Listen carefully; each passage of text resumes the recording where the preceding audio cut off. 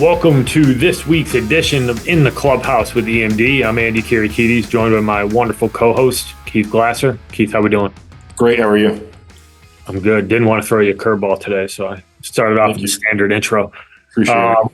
Want to take a couple minutes as we get to the back end of the semester, specifically targeting the high school guys, but I do think it's also important for college guys to kind of take this stance on it too. But closing out this semester strong from an academic perspective and in the importance that has, it's something that me and you have harped on and something that we think is really important as we go through the recruiting process. But I'm going to pass it over to you to impart a little bit of wisdom on why this is so important and how it plays a role in recruiting.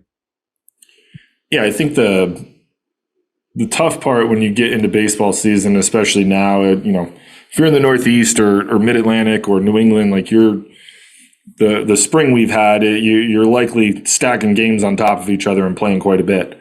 So the importance of being able to keep your grades up while you're continuing on with your high school season is going to be huge, right? You want to close this semester out on a high note from a grade standpoint, because depending on where you are, if you're a sophomore or if you're a junior looking to go be recruited into your senior year, like you want to make sure that you can show that you've really done a really good job of continuing to trend upwards into your spring semester during the baseball season, because it is going to be able to show coaches, in some regards, like, hey, like he's still able to knock down a average while playing baseball and all this stuff. So, it gives it can glean a little bit more information of like, okay, hey, during the season, the grades tick down. Like, is that going to happen when he gets to campus?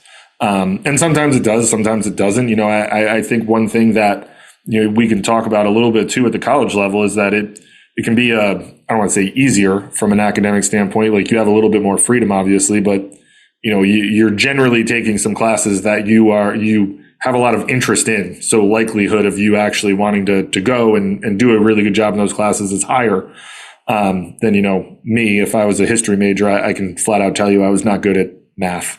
So the math class I was taking was probably not going to be that strong for me. But to be able to show during your high school years that you can do a really good job academically while playing baseball is a good part of the recruiting process to kind of talk about, because it does show that you're going to be capable of doing that in the classroom and on the field when you get to college. It's just little tells as you go of like, okay, this kid's still able to hold down a 90 plus average while playing baseball and doing all the things that he needs to do, so that when he gets to me, it's just the natural development of being able to handle this stuff and being able to travel and get ahead of your grades and make sure that you're on top of things. And I think that's it's hard, especially in college right now. If you're at Division III, you're winding down, right? Like, there's 2-3 weeks left before you get into conference tournaments, and they're likely falling around the same time finals are. So it can get a little stressful, and it can get to be a lot.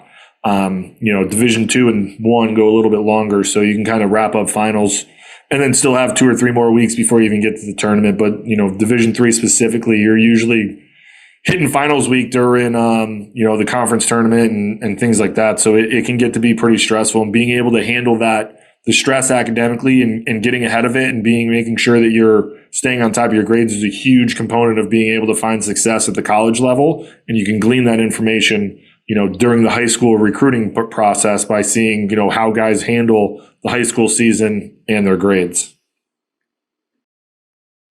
Yeah, absolutely. And make no mistake about it, the academic piece is important no matter where you intend to go to school. And I think that sometimes that people think that really excelling academically is just for the high academic kids. But we've talked about this before, that baseball is not a full scholarship sport. And with the ability for schools to stack, the better position you can put yourself in from an academic perspective, the more likely you're going to have opportunity to get money, specifically at the Division I and Division II levels. For the Division III guys, the academics become even more important, because that may be the only mechanism for you to get money is to be excelling in the classroom.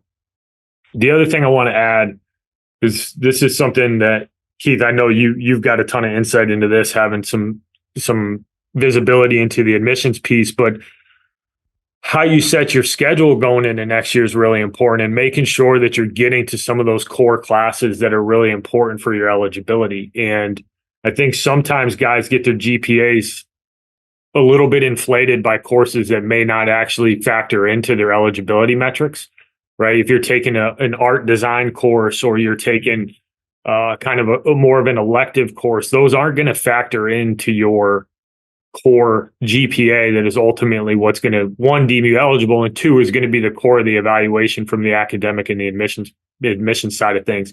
So really nailing down those English courses, the history courses, the math courses, and the science courses, that's where you need to be expending your energy, and making sure that you're not padding your transcript with courses that make your GPA look better than it is, when it actually is not really going to factor into that core GPA.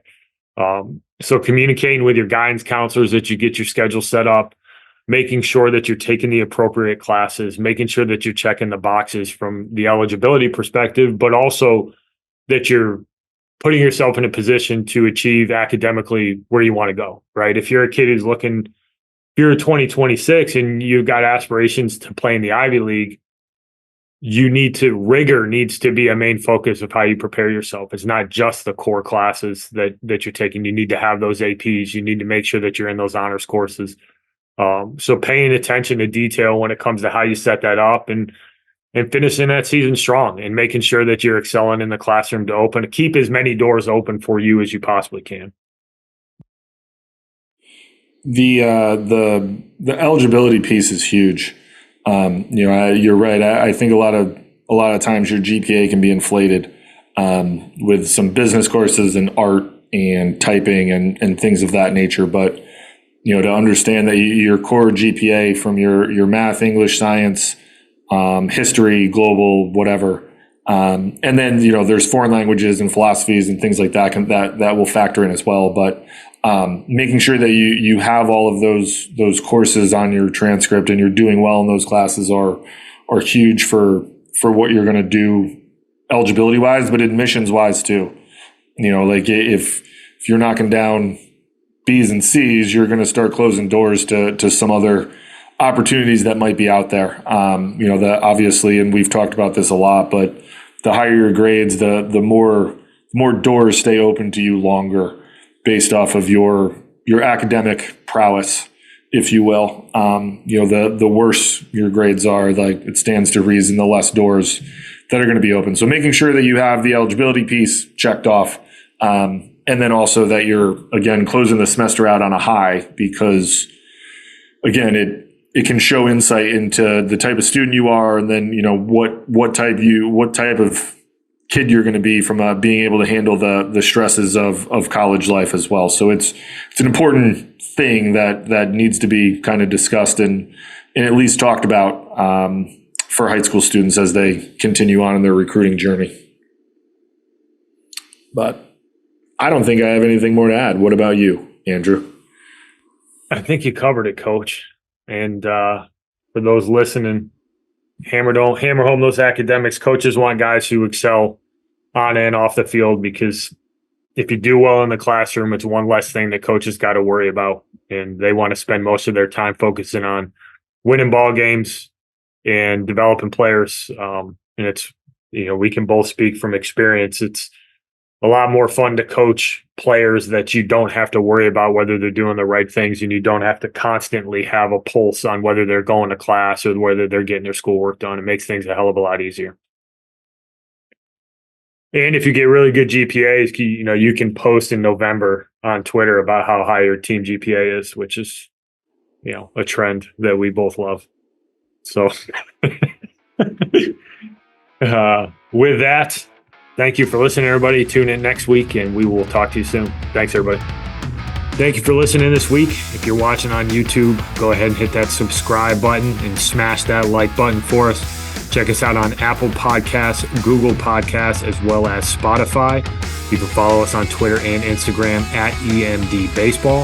If you want to find out what me and Keith do to help families and players navigate the recruiting process, go ahead and check us out on emdbaseball.com. Take a few minutes to check out our new online academy. I promise you'll get some good information out of that. Thanks again for listening. Check in with you next week.